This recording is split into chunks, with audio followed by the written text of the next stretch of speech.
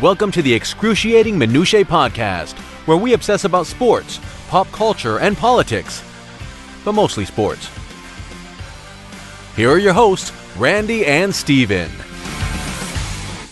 So, even though we are in the midst of the NFL playoffs, and we are at that time of year, that's not the only sports news that's going on. We have baseball Hall of Fame elections that will be coming up very, very soon. As a matter of fact, that will be announced on Tuesday. That's January 22nd, this upcoming Tuesday, sometime in the afternoon, in that 3 o'clock Central, 3 o'clock Eastern. Not sure of which time zone we're referring to, but sometime on Tuesday afternoon, we'll have the newest members of the Baseball Hall of Fame class announced, and that's always worth a good discussion. I think you would agree with me, Stephen. I would. And we already have two people that are in, thanks to the Veterans Committee, and being somebody who's a Chicago fan and someone who lived in and around that area for a good part of his life. I have feelings about the two newest members of the Hall of Fame, the ones we don't have to worry about votes for. Those being Harold Baines, who spent a lot of his years with the Chicago White Sox, also played for Texas and Baltimore along the way, and Lee Smith, who had many of his formidable years with the Chicago Cubs, also with the Red Sox for a number of years, and a handful of other teams on his end. And I think we both have some strong feelings about both of those guys. I know when the announcement was made initially that they were elected to the Hall of Fame, there were more than a couple people that were surprised. And I think you and I would be counted in that group of very surprised people. Would you say that's the case? I think surprise and shock, at least, could have been. I think the most shocked person may have been Harold Baines himself, because I can't imagine he thought of himself as a Hall of Famer. When that phone rang, I don't think he thought it was the Hall of Fame. He might have thought maybe he thought it was the Bengals calling him about a head coaching job, like we had talked about on a previous podcast. Maybe it was that. Yeah, possibly. But you're right. I think he was as shocked as anybody, for good reason. You go to his baseball reference page, right? And we always talk about this when we kind of review players' resumes, that you're looking for certain things. You're looking for MVPs. You're looking for black numbers on their stats grid, and black numbers means led the league in. And when I look at Harold Baines' career, I see a couple things. I see that he played for 22 years, so it's a big career, right? And he played a lot of games, and he ended up with 11,000 plate appearances. That's a lot. I see one black number, and that is in 1984. He led the league in slugging percentage. I look at MVPs, and he was in the top 20 in the MVP 4 times for 4 consecutive years, very early in his career at ages 22, 23, 24, and 25. He finished no higher than 9th in the MVP. He has 6 All-Star appearances, my bad, and 1 Silver Slugger. And that's it. Being an All-Star is not really that big of a thing, except when you think about it, every team back in the day had to have, and I don't know if it still is the case, but every team has to have at least one person on the roster. Back in his time, there was a 1 per team rule. Yes, there was. Correct. Like you said, I don't know if that's still the case now, but for the majority of Baines' career, if not all of it, that was the case. Right. So for most of his career, he was not really even, we know that Chicago was not particularly good in a lot of these years. So they wouldn't have had multiple people necessarily going. But he wasn't even considered the best player on his own team in years where they were only sending one player. They were sending someone else. I'll tell you the happiest guy to see Harold Baines make the Hall of Fame. Oh, I know who this is Edgar Martinez. Oh, absolutely. Because for the bulk of his career, and Baines, I believe, if my memory serves me correct, suffered an injury somewheres in his mid to late 20s that that kind of limited his mobility in the field. And he turned into essentially a DH in his late 20s and remained that way for the rest of his career. So he spent a lot of time at DH. In fact, he didn't play in the outfield more than 10 games. He was pretty much a DH starting in 1987 at age 28. Yeah. He was 100. He played 141 games in the outfield in 86. And then after that, his outfield appearances were few and far between. He pretty much at that point was a career DH. So the bulk of his career was as a DH. So we're looking at hitting stats. Now, granted, baseball back in that era was not the offensive show that we saw in the steroid era, which will also tie into a little bit of our discussion on Hall of Fame balloting, obviously.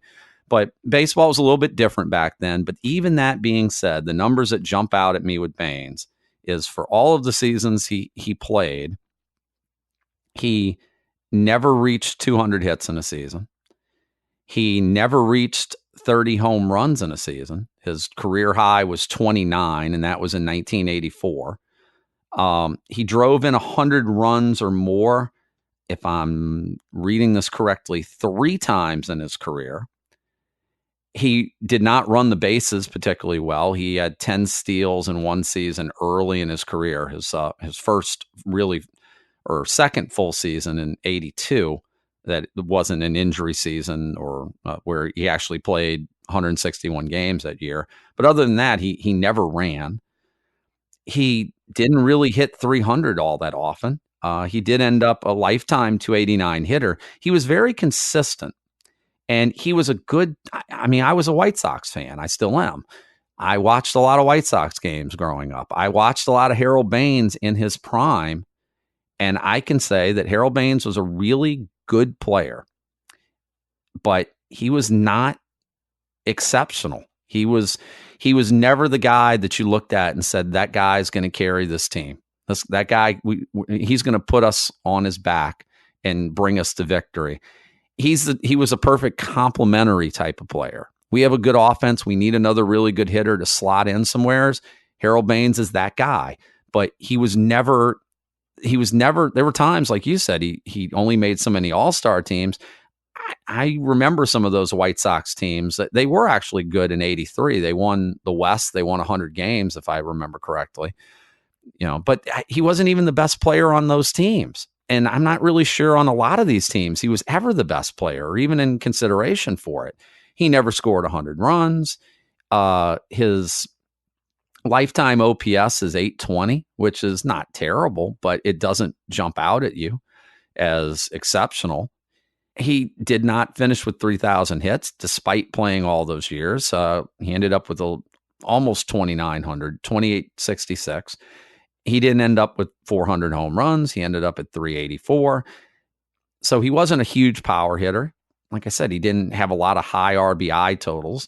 His on-base percentage on his career is actually pretty good. It's 356. But again, an 820 OPS lifetime is not anything exceptional. And again, he was a really, really good player. Really, really good. Very solid and a consummate professional. I never heard anything said badly about him. He was very soft-spoken. He was a quiet guy. He did not bring controversy into the locker room. By all accounts, he was a really good teammate. He worked really hard, and all of that's great, but it's not like a gold watch you get when you retire. Do they still do that when you retire? No. Any place give you the gold watch, or is that just the old cliche? It might be an old cliche, but it still holds true. The Hall of Fame should not be a gold watch for a long career. And I like Harold Baines. As a human being, he's a great guy, again, from all accounts. He's not a Hall of Famer, and he shouldn't be. And Tony La Russa was very adamant, and when people started criticizing it, telling everybody that we didn't know what we were talking about. Well, I hate to break it to Tony, you don't know what you're talking about. He doesn't belong in the Hall of Fame. He belongs in the Hall of really, really good, but we don't have a building for that or plaques. And again, he's in. Are there worse players in the Hall of Fame? Absolutely. We could go and look through and find guys that have no business being in there as well. So he's not the worst player that's ever been elected, but it's a surprising choice to have been elected. And again, if you're Edgar Martinez, you've got to be thrilled to death about that. And bringing up what people thought about him when he was up for election in the Hall of Fame, his vote totals never got above 6.1%. Through 5 seasons on the ballot before he fell off, and he topped out at 6.1% and basically hovered in that 5% range every year he was on the ballot. So, other than the fact that he was being elected by a bunch of people who, a much smaller group of people is what the Veterans Committee is composed of, I'm not really sure why he got the nod when the rank and file of Hall of Fame voters, who don't always get it right themselves, who have made some questionable decisions every year when it comes to voting for players or not voting for certain players. But en masse, the Hall of Fame voters had decided this was not a Hall of Famer. I'm not really sure what the Veterans Committee saw that they didn't see. Can you tell me what they saw? I don't really know. We talked about who was involved with the Veterans Committee, and it was a pretty select group. It's only about 12 or 15 guys. But the problem was that there was like 4 or 5 guys who had either played or coached Harold.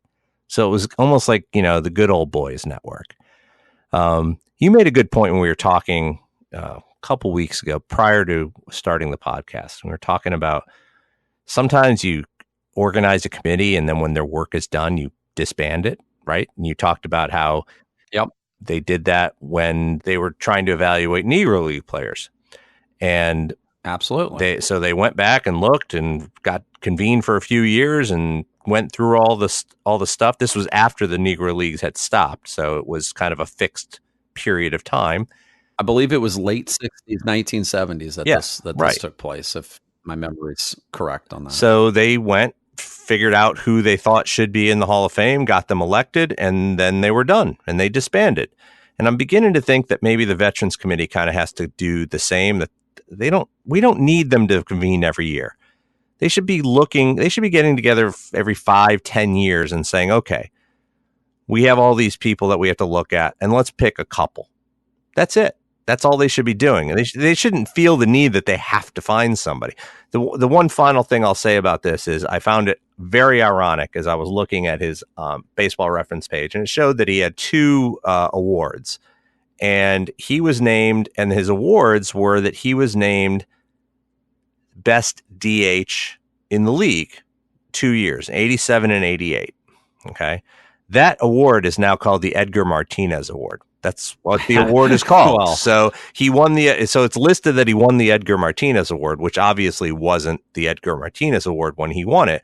But so he wasn't even like he's not even close to like the best DH. I'm looking at the list of guys who are on the DH list. Like, you have Edgar Martinez. He belongs in the Hall of Fame. Paul Molitor is in the Hall of Fame. I feel like Dave Winfield had a higher ceiling when he was playing. I still don't think he's a Hall of Famer, but Dave Parker was a player. Don Baylor, David Ortiz was 8-time winner of the Edgar Martinez Award, which doesn't look like they award it anymore because there's no listing here for 17 and 18. Honestly, I think the DH has turned into there's so few good players at it because they use the DH to get guys rest. The idea of a full-time DH in today's game seems to be getting phased out. I mean, not that you don't see players at that position who can hit and are terrible fielders, but it's not like it was 20, 25 years ago where teams literally had, everybody had a DH type of thing. I think there are teams that just use that as a slot for give this guy a day of rest in the field, give this guy a day of rest in the field, give this guy a day to play. You mentioned some of the names you mentioned. One thing, Baseball Reference, an excellent website for information on any baseball player for anybody listening. If you've somehow or another not found it, that's a website you want to go to. They list something called similarity scores. And it's a way to kind of lump you in with other people from other eras, or maybe your era, to say, these are the guys that you're kind of similar to. And I find it interesting with Baines, they do have out of his top 10 similarity scores for batters overall in a career, they do have 4 Hall of Famers. They have Tony Perez, who's not an exceptional Hall of Famer. We won't get into the arguments on whether he belongs or not here, but we can agree he's not in that upper echelon. Al Kaline is in that group. Billy Williams is in that group. Another guy who, again, like Perez, is not necessarily the best Hall of Fame candidate case you could make, but was put in. And Andre Dawson, who got a lot of criticism when he was put in that he was not worthy of being a Hall of Famer. And then you have a bunch of other guys. Dave Parker's one of them, Rusty Staub, Luis Gonzalez, Dwight Evans, Carlos Beltran, Torrey Hunter. And I remember us talking about it, and the consensus was pretty much the same, like we would say on Baines. These are all really good players. At sometimes they were outstanding players, but none of those guys feel like Hall of Famers. I think the one guy we discussed the most out of that group might have been Carlos Beltran, because at one point there was a time where he was considered to be possibly the best player in baseball, but just for various reasons, whether it was injuries or his career kind of peaked and then fell off a cliff. But for whatever reason, we decided and said, he's, again, really, really good, just not what again, the Hall of really, really good. And that's kind of what Baines is. And I like I said, as a White Sox fan, I guess I'm glad a White Sox player is in the Hall of Fame. But as a baseball fan, like I said, I have no ill will towards Harold Baines. I really liked him when he played for the White Sox. Always liked him as a player. I always thought he was a great professional. And for him personally, I'm happy. He gets the jacket, and he gets the plaque, and he gets to tell his kids he's in the Hall of Fame. But if I had to vote, I never would have voted him in, and I was stunned when they announced he was in. Absolutely stunned. As stunned, like you said, as he probably was. 2 other things regarding him. Okay, so again, looking at his baseball reference page, they show his Hall of Fame statistics and how he compares to other Hall of Famers. So on his palmares, on his resume, he's showing black ink of a score of 3, and the average Hall of Famer gets about 27. His wins above replacement career is 38.7. Average Hall of Famer average is 72.7. If you look at their peak, part of his problem is he doesn't really have a peak. He was so consistent. But his 7-year peak was a 21.4 WAR, which is half of what the average Hall of Famer has. All of these numbers, the gray ink standard, he's like a third of what the average Hall of Famer. The Hall of Fame monitor, he's slightly over half. At whatever metric that people have come up with to kind of define a Hall of Famer, and wins above replacement is a relatively new stat as far as people looking at it. Obviously, back in Baines's day, that wasn't a thing. But yeah, that's a very telling number that your average, because they're using him in right field as the metric. Now, granted, he loses some because of all those years as a DH. He's not gaining anything from a fielding standpoint, but again, that's very telling that all of these numbers are nowhere near what you would expect from a Hall of Fame candidate. Well, we've just spent 18 minutes on Harold Baines, so let's move on. That's what that might be. That might be 18 minutes more than what the Veterans Committee spent on him.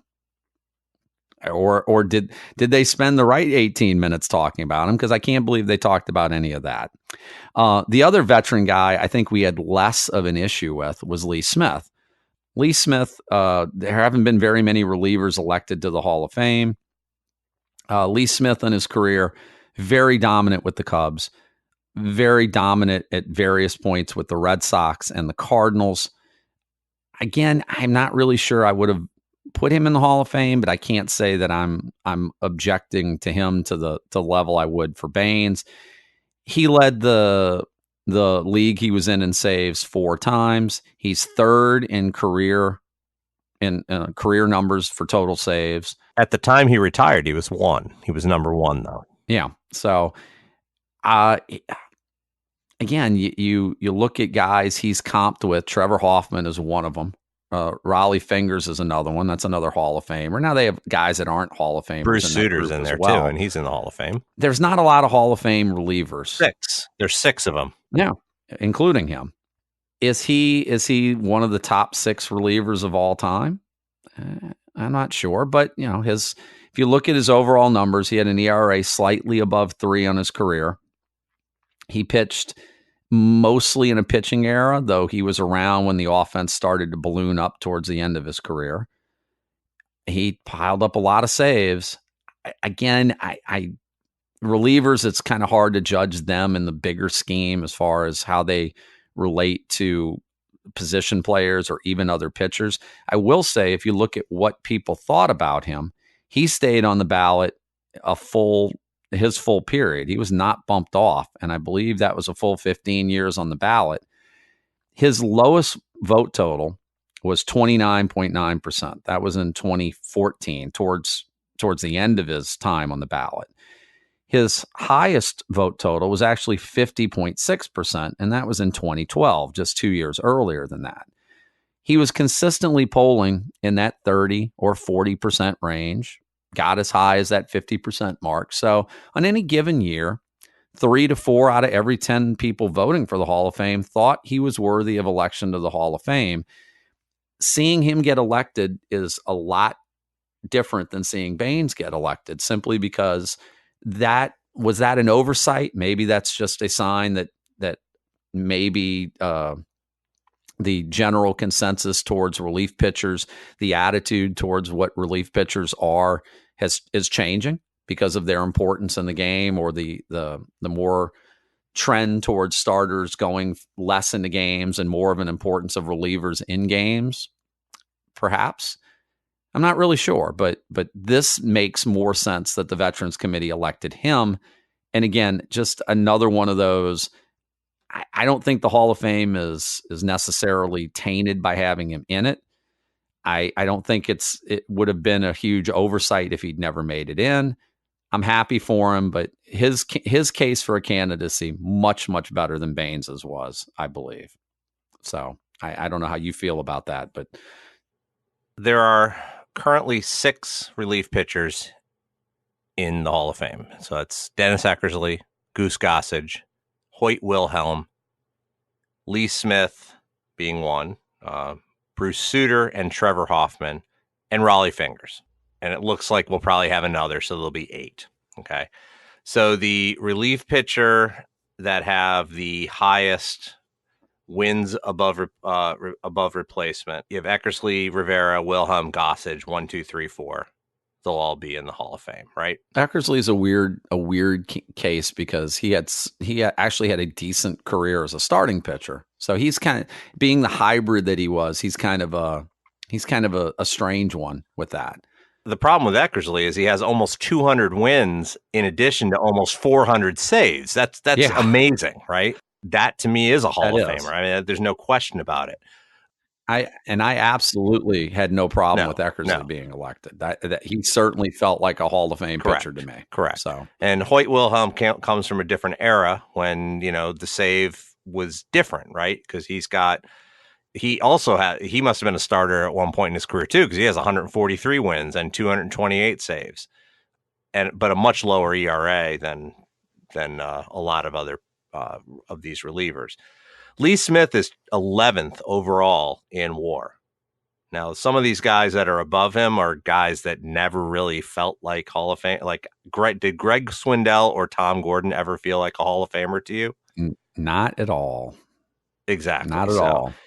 He has a higher WAR than Trevor Hoffman. He has a higher WAR than Raleigh Fingers. He has a higher WAR than Bruce Suter. All of whom are in the Hall of Fame, and none of which I really had an issue with being in the Hall of Fame.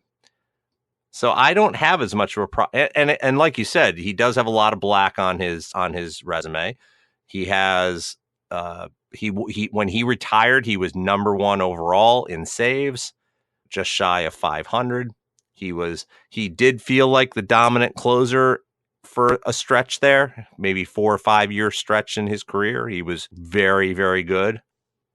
He was very intimidating. Yes. When you saw him trot out the pen in his prime, when he trotted out from the pen, You looked at him and you're like, game over at this point. That's not the guy you wanted to see. Right. Goose Gossage had that same kind of aura about him, right? I don't know that anyone was scared of, Hoyt Wilhelm or Mariano Rivera in the same way, because they weren't physically intimidating the way Gossage and Lee Smith were. But I had less of an issue with this pick. That's the kind of player that you would expect to see get in. A guy who was, very consistent. He had a lot of votes for a long period of time for the Hall of Fame. He was on the ballot for a long time. Like you said, he topped out at around 50%. It's a different thing than Harold Baines, right? It's like night and day. Absolutely. So I don't have as much of a problem about this. I feel like relief pitchers are a little bit underrepresented in the Hall of Fame. And this year should change that a little bit. We're going to go from 6 to 8, right? Well, absolutely. Well, before we talk about this, we'll give you your Hoyt Wilhelm trivia moment of the evening. You mentioned about Wilhelm and the number of wins he had and saying he must have been a starter. He actually only had 52 starts in his career. Somehow or another, he managed to get 27 starts in 1959. So that was more than half of his career starts for Baltimore. He led the league in ERA that year with a 2.19 ERA and won 15 games. He won his rookie year. He won 15 games for the New York Giants, not football Giants, your baseball Giants. He won 15 games, only lost 3, led the league in ERA at 2.43, pitched in 71 games, none of them starts, but he did lead the league in appearances. So he actually racked up more than a couple double-digit win seasons. He had, looks like five double-digit win seasons over his career.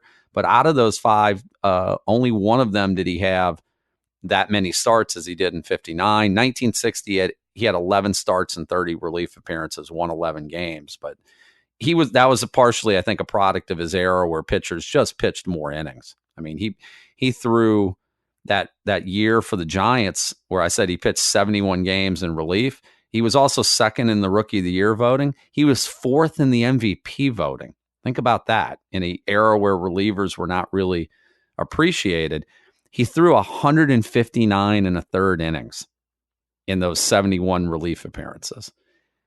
There are pitchers today who are starters who start most of the season who don't get to 159 innings pitched. That's a pretty remarkable rookie season. What makes it even more remarkable, he was 29 at the time. He was a late bloomer. Wilhelm actually pitched his last appearances, 16 games in 1972 at the young old age of 49 for the Dodgers. That's a pretty remarkable career in itself right there. But why Wilhelm might have not made it to the majors till 29, he fought in World War II. So he fought in the war and then came back and played in the minors for a couple of years. That's all that was. The fact that it took him until 52 and he was 29 isn't really that strange if you consider that he put his career on hold for 4 years while he was in the military. So plus 16 teams in the majors means that it was much harder to get to the majors than it is today, where you have more teams. So that also, you have to believe if he pitched today that somebody would be using them at a much earlier age. He would have made the majors just because of more jobs. But that's a good point. Wasn't he a knuckleball pitcher? He may have been. I think he was. That also is something else that was not really looked upon highly back in the day. He led the league in pass balls. Yeah, there it is. Orioles catchers had difficulty catching the Wilhelm knuckleball again in 1959, and they set an MLB record with 49 pass balls. That's a lot of pass balls. Wow. That's a lot of running back to the backstop. Yeah. But that's what you get with a knuckleballer. But like I said, that leads us into looking at, speaking of relievers and speaking of guys that are going to be in the Hall of Fame, that leads us into this year's election. As I said, again, we'll find out on Tuesday who's in and who's not. We do kind of have a little bit of a preview, however. There's a gentleman, what did you say his name was again, Stephen? It was Ryan Thibodeau.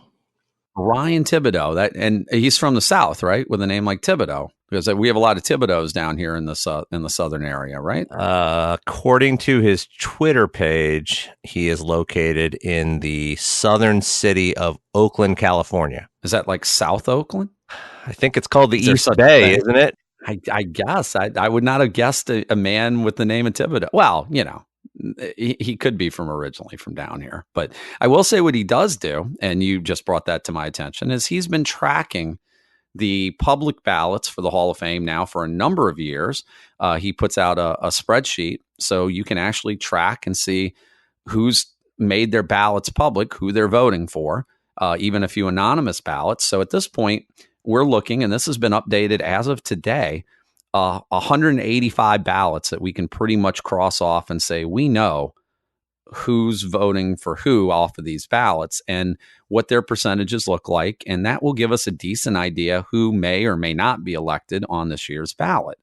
And looking at it right now, if the ballots were to hold, and this is an important thing to remember, something we talked about right before we started, is that traditionally, not everybody, but a lot of players see their ballots drop, or their percentage of ballots total drop from what the ballots that are done beforehand and are known beforehand from the final balloting. So a lot of these totals, you might see a player at a certain percentage, and when the actual total of everyone's vote comes out, that percentage will be lower.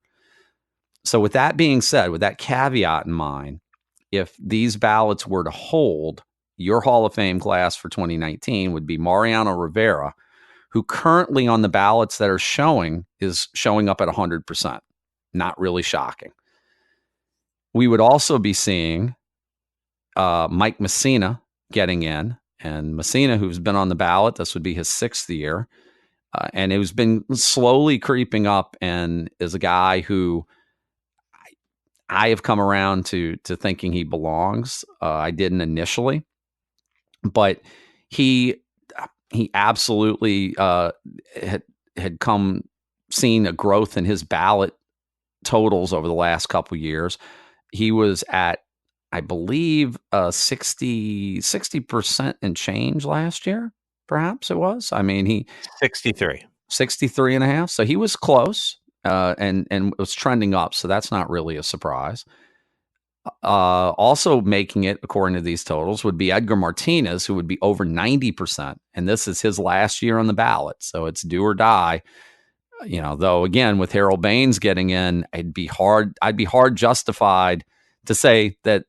I'd feel good because I'd feel like the Veterans Committee would have to put me in at this point if I didn't make it. But apparently, if the public ballots that we've seen so far are an indication, he'll be in. And a little bit of a surprise, not because I wouldn't have voted for him, but just as high a number as he's tracking at, is Roy Halladay, who is on his first ballot and right now is showing slightly over 94% ballots cast for him. And that's a little surprising that the total would be that high. We talked about possibly that there could be some sympathy vote considering his untimely demise that might be aiding in some people voting for him at this particular junction. And I think Halladay is a Hall of Fame pitcher, but I'm just surprised that he's getting this much love from the voters, at least so far. The other totals of note that would be interesting to watch. Curt Schilling is tracking right now slightly under that 75% margin at 74 and change.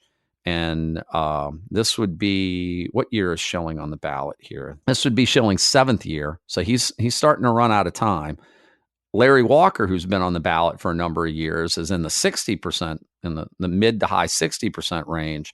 The two interesting ones I saw on here, Barry Bonds and Roger Clemens, both showing in the 73% range, very close to election as well. Though I do note that the private versus public polling from last year shows that once you get the private ballots in, there's a huge drop from these percentages to what they end up being on both of those players. Edgar Martinez was another one where the private versus public ballots was a major drop in 2018. Perhaps that could be an indication he won't be anywhere near this percentage. And again, Schilling is another one that showed a pretty big drop. But we'll have to wait and see. Obviously, we'll know more on Tuesday.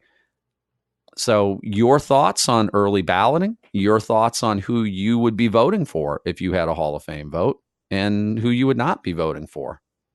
Putting you on the spot. Okay, so we talked about Halladay, and is he a Hall of Famer? And the answer is he probably is. His black ink is above Hall of Fame level. He has 2 Cy Young awards. He has 2 no-hitters. I know he had 1 in the 2 playoffs. no-hitters, one in the playoffs, Yeah. and 2 overall, I believe. Yep, 2 overall. He made a ton of All-Star games. He was second in the Cy Young twice. So that's 2 wins, 2 seconds, a third, and 2 fifths. That's pretty dominant right there. He finished with 203 wins. He led the league in wins twice. He led the league in complete games a lot, which in this day and age, even in his day and age which was 10, 15 years ago in his prime, was a lot. It led the league in innings pitched. Yeah, he has a lot of black on his resume. His WAR is above that level. But what I'm most surprised is how high his vote total is. It's not that he would be a Hall of Famer. He doesn't feel necessarily that he'd be a slam dunk guy. Right. But I think what ends up happening, I know I've talked about it with other people, is that whenever somebody dies, whether it's a politician or a sports person or even a relative, we tend to remember the good and not always the bad. So what happened seems to be accentuated almost. The player becomes romanticized to some extent. Yes, exactly. So it's not really that surprising. I think the fact that he passed away probably has bumped up those numbers. And again, that's not what I'm suggesting to any player who's borderline to off themselves just so they get into the Hall of Fame. But let's be honest, looking at his resume, he probably was going to be in the Hall of Fame one way or the other. So I don't necessarily have an issue with that. I was going to say my thoughts on him as a guy who owned him in fantasy leagues for a number of years. And actually the league we play in, our main league, actually drafted him initially and owned him before anyone else did, is I love to watch him pitch. My biases aside, during a period from 2002 through 2011, you could make a very serious claim that he was the best pitcher in baseball. I agree. In that period of time, as you said, he won 20 games 3 times, led the league twice, won 19 games 2 other times. And this is an era, even then, where it was still hard to win 20 games. He led the league in winning percentage once. He led the league in complete games over that stretch 7 times. Shutouts 3 times, innings pitched 4 times. He totaled inning pitch totals as high as 250 innings pitched in one season, 266 in another season. Like you said, there's black ink and the good kind all the way around his totals. He didn't walk anybody. His strikeout totals were never exceptionally high, but he had impeccable control in his prime. He was a workhorse. He was the dominant pitcher on those Toronto teams. He went to Philly. He was the dominant pitcher on the Philly team that he played on for the first 2 years he was there. He helped them to they did win a World Series in one of those years, did they? Or did they not? Who's that? During the Halladay years, did they win a World Series? The Phillies, yes. Was that a World Series winning team in 2010? I know they won the division that year. I remember when they acquired Halladay. He was going to be like their last big piece to really push them over the top. And he did that year in 2010. He won the Cy Young, finished 6th in the MVP voting. They won the division. They made the playoffs. He was dominant. And like you said, his win total with only 203 wins is going to be low for the typical Hall of Famer. But in this day and age, and in his career, wins have become less of a factor because teams go to their bullpens a lot more often than they ever did before. So pitchers just win fewer games than they used to. His winning percentage, though, 659 is outstanding. His ERA, 338, doesn't sound ridiculously good until you remember he pitched in the steroid era. From, his rookie year was his first full season was 99. And, that was in the midst of everybody juicing and when offense was going crazy. So he had to pitch in that. And like you said, he feels like a Hall of Famer. He feels, I always heard, I think it was Bill James used as an argument one time that, a Hall of Famer, one way you can kind of tell a Hall of Famer is you can ask the question, at any point, did he feel like he might be the best player at his position? Even if it was only for a year or two, did he ever feel like you could point at him and say, that's the best guy in baseball at what he does?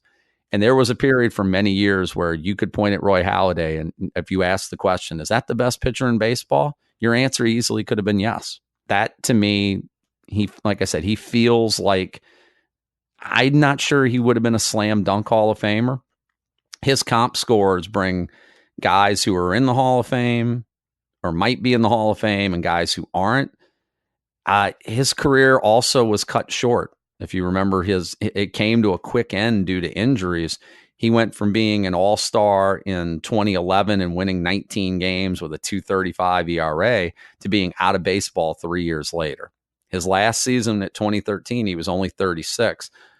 It's not maybe the best comparison, but it reminds me a little bit of a Sandy Koufax who had a brilliant, dominant run, but then it got cut short. And then, so he wasn't around to pad his stats. He didn't pitch until he was 40, where he could have added another 30 or 40 wins to that total and surpassed, 3,000 strikeouts potentially, or done these things. But at his peak, he was as good as it got.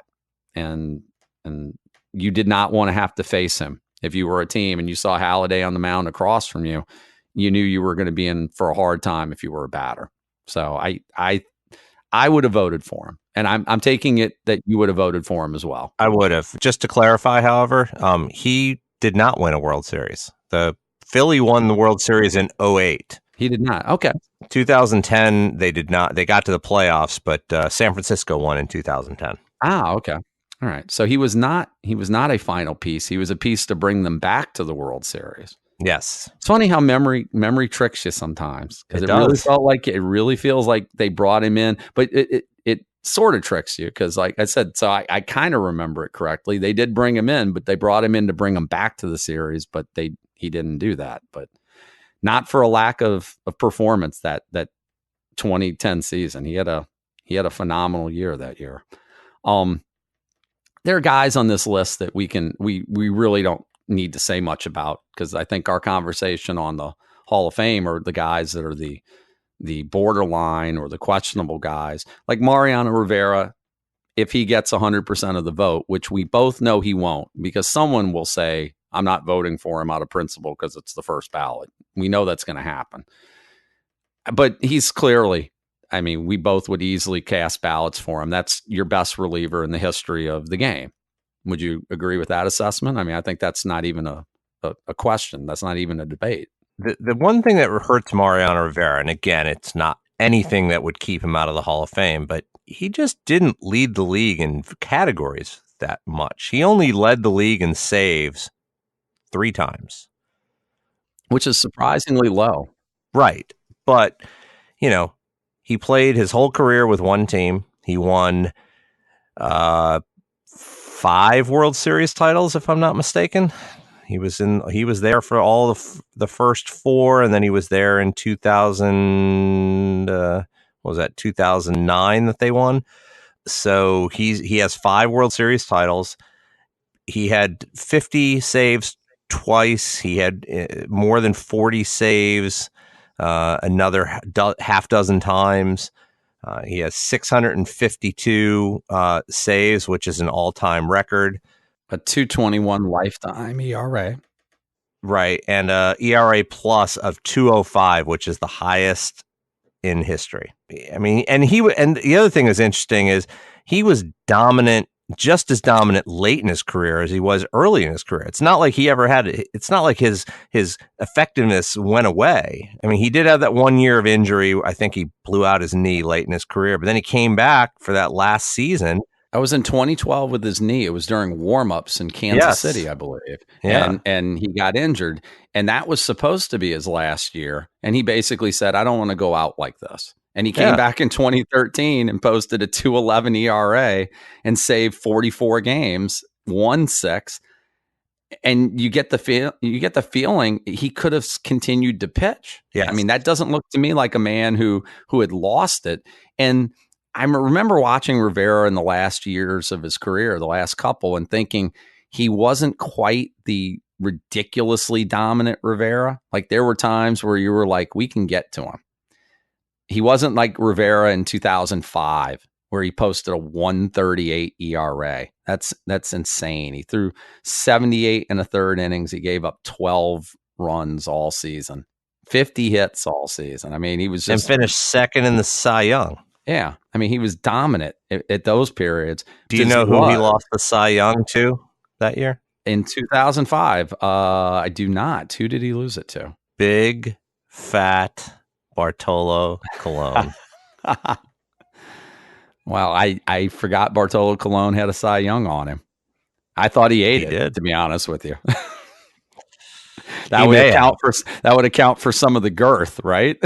Yeah. Cy Young Award's a pretty big award. You put that in your belly, that might take a while to digest. So, yeah, I mean, Rivera's a no-brainer, and you're right. There's maybe not as much black ink as you would expect to see, but he never had his worst season, other than his rookie year, in which he was a starter for a good chunk of it. His worst season ERA wise was 3.15 in 2007. That's it. And then you can't find, he had a 2.85 ERA in 2000, a year that was just had featured some ridiculous offensive numbers around baseball. 2.74 in 2002.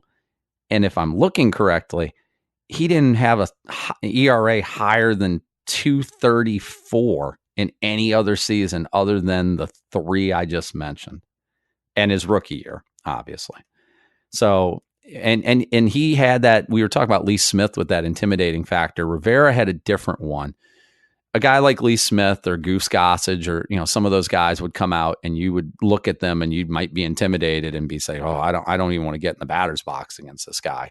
A starting pitcher that you would think about like that would be someone like Randy Johnson, where you'd go up and you'd be scared to get in the box to face him. Mariano Rivera was not, like you said, physically imposing. But when he went to the mound, if you were the other team and you were a fan of the other team and your team was trailing, you pretty much figured it was over, didn't you? And the best example I can give is you're a Red Sox fan, right? In that magical comeback from 3 games to none, they had to do it off of Rivera, correct? In game 4. Yes. What were your thoughts as a Red Sox fan? You can't tell me you didn't think, geez, we're done. Rivera's coming out. He owns us. He owns everybody. But the thing is, he didn't really own the Red Sox. That was the one, if there was one thing that I can say, is that the Red Sox, he was not as successful against the Red Sox as he was against most other teams. Now, that being said, though, when you saw him come out, though, you still, it's not. Yeah, I'd rather see Mike Fetters come out. But there's any reliever you can think of. I mean, even your best relievers in baseball, like Diaz from Seattle, had that remarkable season, correct, for Seattle this past year. Would you be intimidated if you saw him come to the mound facing your team, or would you be like, yeah, he's had a great year, but we can get something off of him? Mariano just carried that mystique about him, where you just felt like it's over. We're not coming back. And when you did, it felt like, wow, what an accomplishment that was, that we managed to do this, because that's how good he was. So I think we can agree. Yeah, not very many relievers in the Hall of Fame.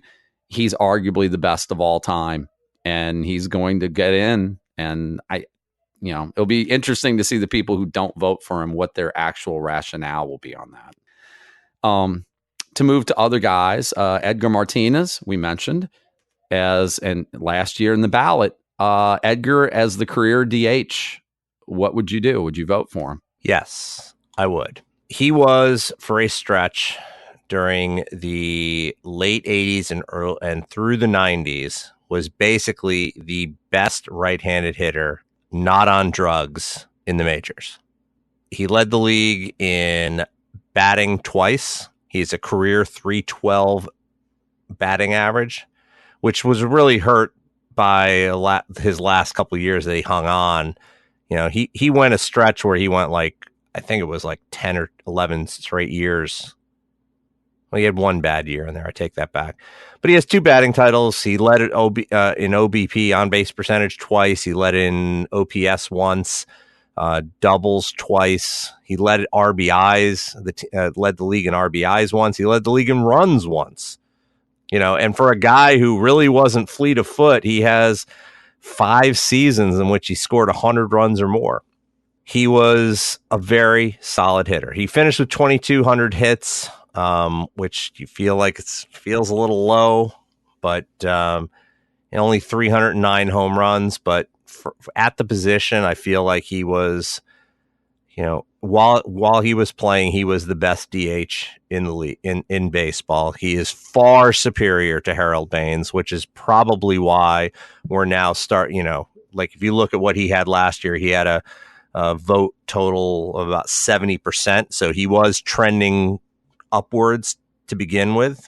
And I think after Harold Baines got in, I think everyone's basically looking at their ballots and saying, well, if Harold Baines gets in, Edgar Martinez was way better than him. I think that's definitely going to help him. Yes, Absolutely. Yeah.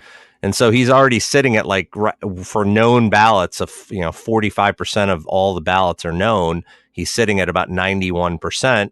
You know, if you extrapolate that out, he's probably still in the 80s, even if he has a little bit of a drop off, which would be plenty to get him in, which I would have no problem with. I have no problem with Edgar Martinez going in. I have no problem with Mariano. I have no problem with Roy Halladay. After that, we start having, questions. So another guy that we currently, according to the 185 public ballots that are known, is currently sitting at 82.2% is Mike Mussina, who is in his 6th year on the ballot. Last year, he got 63.5% of the actual vote. Of course, remembering you have to get to 75% to qualify. You start extrapolating the numbers out. He's probably right on the borderline, right? Looks like you take about 6.5 to 7 points off of his total, which would be the difference between the pre-result and the actual numbers from last year. If it stays at about that same rate, he's going to be right around 75%. And the question that I ask you is he there? Would I vote for him? Well, I was going to say, unlike Edgar, he's only on a 6th year of his ballot, so he does have time to gain more momentum and get in. I always hear the comment about, well, you didn't vote for him this year. He didn't gain any stats. He didn't do anything different. Why would you vote for him now where you didn't the year before? I think it's a lot different if you vote for a guy and then you don't vote for him. And we can talk about that too, because there are people who are doing that with their ballots. But I do see where you can change your mind on a player and say, I'm going to go ahead and vote for him where I wouldn't have prior to that. And Mussina's a guy, originally I would have said, no, he's in the very good category again.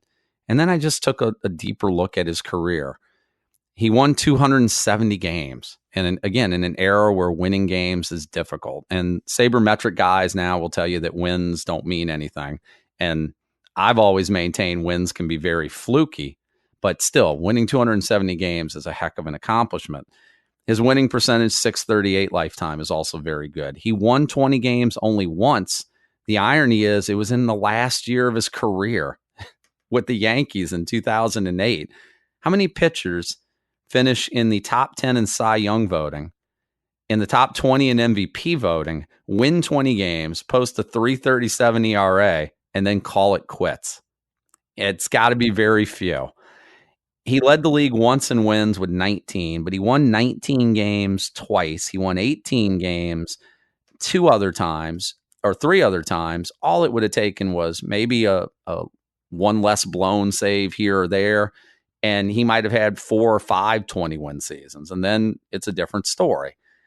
He was a model of consistency, and year in and year out, he pitched 200 plus innings, and his ERA is 3.68. That's a little on the high side, maybe for a Hall of Fame pitcher, till you realize again, his heart of his career was in the steroid years, early 90s up until the mid 2000s. And that was not a friendly time for pitchers. And he managed to be, year in and year out, one of the best pitchers in baseball. And he just did it very quietly. And I think that's been the problem with his candidacy. He's not a sexy candidate. He doesn't have a Cy Young award, to his credit, though he did have a lot of finishes in the top 10. He had 9 finishes in the top 10 for Cy Young voting, but he never won it. We mentioned he only won 20 games that one season. He only led the league in wins that one time, led the league in innings once, led the league in shutouts once. But there is something to be said for being as good as he was and as consistent as he was for as long as he was, and also knowing that if he had decided to continue pitching, he was 30 wins away from 300, coming off a 20-win season with a Yankee team that was obviously competitive and a winner. Could he have posted if he'd pitched another couple years? Could he have made it to 300 wins? If he had, would we even be having the discussion about whether he was a Hall of Famer or not? 300 wins, we would be saying he was in, wouldn't we? We would. He's a guy I wouldn't have voted for initially, but I have come to respect what he's done a lot more over the years. I think he is definitely an underrated candidate, and I think the voters have sort of warmed to him, realizing, hey, look at the era he pitched in, look how good he was for how long he was, and he was one of the best pitchers of his era, and that certainly deserves to be credited for something. I would have, if I'd had a ballot, I would have put him on it. So I think we can say that out of the guys that are trending right now to be elected, that we would have voted, if we had votes, we would have voted for those 4 guys, correct? That'd be Rivera, Messina, Halladay, and Edgar.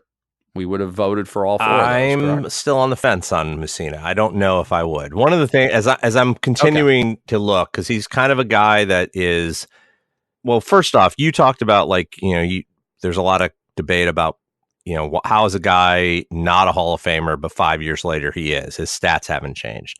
And I feel like that there's no real way to quantify what you feel about a player in relation to other Hall of Famers, other than where you vote him in. So, for example, this is the guy that's in the top 10% of all players ever. Of all of the Hall of Famers, excuse me. He's in the top 10% of the Hall of Famers. I'm going to put him on the first ballot. Now let me say, I think this guy is on the 20%. Well, I'm going to wait till the second ballot. Well, this guy's a borderline guy. He's good, and he's probably good enough to get in, but it's kind of a later in the time frame type of guy. 7th or 8th year is when I'm going to start voting for him. I know a number of years ago, Bill Simmons talked about his idea of redoing the Hall of Fame and building it in a pyramid so that your best guys were on the top floor and your borderline guys were on the first floor. And there, of course, the way a pyramid works is there's less space as you move up the pyramid, right? So there'd be a lot of players in the lower levels, and there'd be fewer and fewer, and you would really get a sense of these really were the elites of all time, right? And I think that a lot of writers use their ballot to kind of do that. And I don't know that I agree with it, but I understand it at least, right? As I'm looking at Messina, I guess he is a Hall of Famer. One of the things that kind of gets overlooked, and it's one of the things you didn't mention of his whole resume, guy has 7 gold gloves, and fielding your position is a big deal. I mean, and he was the best fielder at his position almost for most of his career. That sometimes gets overlooked. He won a gold glove at that age 39 final Correct. season. Correct. With the Yankees. Correct. So that's, his wins above replacement are above the standard of Hall of Fame, he has 83 wins above replacement. That's pretty significant. The average Hall of Fame pitcher is 73. So he's well above what you need to be. I mean, his black ink is a little low, but his gray ink is very high. So he was, again, he wasn't one of the best, but he was really good. And a number of those years as a Gold Glover, he went a number of years without even making an error. That's why you win a Gold Glove, I guess, right? And I'm okay with him being a Hall of Famer. Put a gun to my head, I'd probably vote for him. Not everybody in the Hall of Fame is Babe Ruth. Correct. Or Hank Aaron. Correct. Or Mickey Mantle. Correct. I mean, that's it. Some people like to, again, romanticize the Hall of Fame as, well, that's for the legends, but not everyone is a legend. That's and going back to what you said, Bill Simmons had said about having sort of a pyramid, that would make sense because guys like a Ruth or an Aaron or a Willie Mays or a Ty Cobb, or these are the guys that would be on that top floor, obviously. And a guy like Messina wouldn't be. And no one's comparing Mike Messina to Walter Johnson, for instance, or Christy Matheson, or even Randy Johnson. Randy Johnson, a better pitcher, I think, or Greg Maddux of recent era. But you don't have to be the equal of the very, very best to get in. If you did, the Hall of Fame would be so exclusive, then no one would get elected, or it would be so infrequent that someone would get elected. There's a line certainly between these guys were the creamest of the crop, and these guys were so good, because we remember for all the years Messina pitched, how many pitchers pitched in the majors who flamed out, who we don't even remember their names. Thousands. We remember Mike Messina, but there were a lot of guys. Literally, yeah, there's so many people that passed through a major league clubhouse over the course of a 20-year career for somebody. And to be able to do what he did for as long as he did, as well as he did, I like I said, I've changed my stance. There was a time I didn't think he was. I thought he was a little bit short. But like I said, it's not a case of justifying, well, if this guy's in, this guy should be in. Because to be honest, you mentioned Baines, and we've talked about that. Baines being in should not justify putting Edgar Martinez in if he doesn't deserve it, even though that's likely going to influence some of the ballots. But it's hard not to do that, And like I said, I looked at Roy Halladay and said, I feel like he's a Hall of Famer. Well, if I feel that, I don't know how I could say Mike Messina isn't, since Messina has him beat on a lot of statistical categories. They're more longevity ones. And that's also a discussion for another time, where we can talk about, what makes a Hall of Famer. Is it the star that burns bright but maybe flames out earlier? Or is it the consistent guy with the lunch pail that goes to work every day and just puts up great numbers for a longer period of time, but never reaches the heights of another player? And that's an argument or a debate for another day, because Messina exemplifies maybe the latter, the lunch pail guy, while Halladay is more the former. He's kind of the guy who started slow, then really shined very brightly for a number of years, and then flamed out very quickly and then was gone. Yeah. So, but maybe, like I said, I feel like the Hall of Fame has room for both of those types. I don't think there's a right answer or a wrong answer for that. I agree, but I think that what I would like to see is, I feel like the Hall of Fame for baseball has really done a good job of keeping who's in the Hall of Fame relatively pure, as far as the guys that are in there are pretty much Hall of Famers. There are the occasional guys that were put in, especially by the Veterans Committee, that probably don't belong there. There's the occasional guy who gets elected because, it was a weak field that year and writers felt like they had to vote for somebody, right? So I get that. What I don't want to see happen is that the Hall of Fame turns into the Baseball Hall of Fame, or the Basketball Hall of Fame, or the Football Hall of Fame, where there's so many players in there where it's like, that guy's not a Hall of Famer. How's he in the Hall of Fame? And the other piece to that is that Baseball Hall of Fame is part of the Cooperstown Museum of Baseball, right? So it's not like if you're not in the Hall of Fame, you're not in the museum. You could still be in the museum and not be in the Hall of Fame. You go to the museum, which the Hall of Fame is part of, And you still see things about Shoeless Joe Jackson and Pete Rose and stuff like that. So it's not like they're erased from history. They're just not allowed in the hall, in the room where they have all the busts of the best players. So I don't really have a problem with that. On a completely tangent, you mentioned Greg Maddux, and I heard this today, and I could not believe it, and I looked it up, and it was right. So I was watching Dan Patrick today, and he had Greg Maddux on, and they brought up this stat that that literally blew me away. So in Greg Maddux's career, there were 20,421 plate appearances against him. Okay. It's a lot, right? That's a lot. How many 3-0 counts do you think there were in those plate appearances? 20,421. All right. Not very many, but I have a feeling it'll be lower than, you'll tell me a number lower than I ever would have guessed. So give me a number. 20,421. And how many? What am I'm looking for just the number of plate appearances where there was a 3-0 count against the hitter. Where it got to 3-0. 500. Okay. That's a really low number, right? That's a really low number. That's why I went with it. The actual number is 312. Wow. Okay. And I thought I was guessing really low. Well, it's still not low enough. That's crazy. It's actually not low enough because of those 312, 153 of them were intentional walks. Wow. That's unbelievable. That's incredible. He had 159 actual 3-0 counts where he wasn't trying to walk the guy in 20,000 plus plate appearances. Again, I heard that stat. I mean, it's just freaking mind blowing. That shows you the kind of control that he had. But again, I completely digress. Well, I'll just say this much, and I've said this numerous times to you privately, and I'll say it publicly. If I was a young pitcher, I would get tape of Greg Maddux, watch that man throw a baseball, watch how he approached the plate, watch how he handled things, and that's how you want to pitch if you want to be successful. Greg Maddux was as consummate a pitcher as you'll ever see. And if I was a pitching coach, I would just roll out film and make every one of my young pitchers watch him and say, do that. Do that, you'll be successful, because Maddux didn't have necessarily the greatest stuff in the world, but he was smart. He had a great approach to pitching.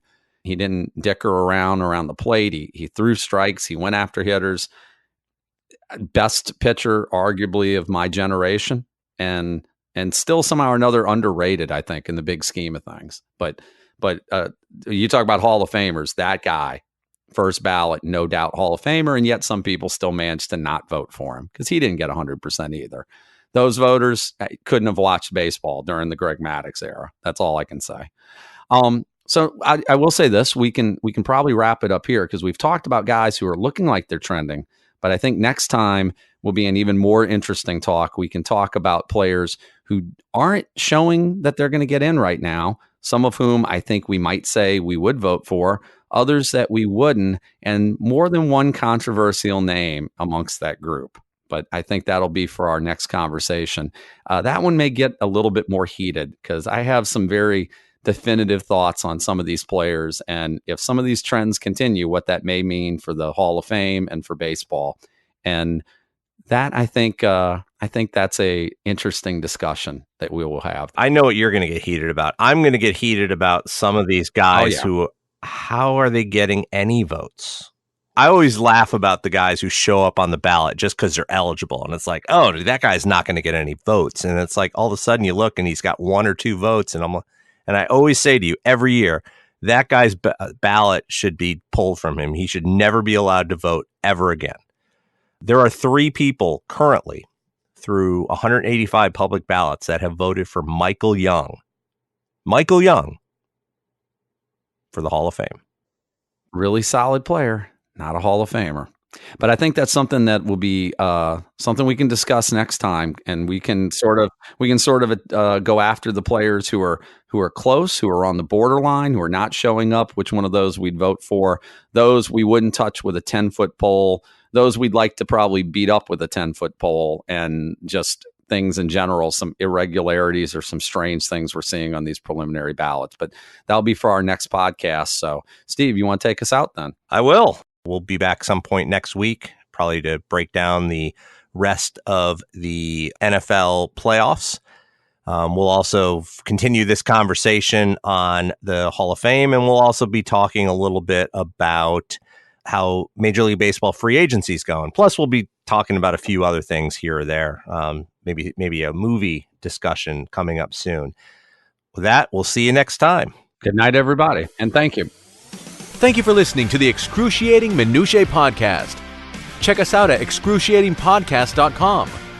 Please subscribe to our podcast on any of your favorite podcast platforms and follow us on Twitter at excruciatingpod. See you at the next episode.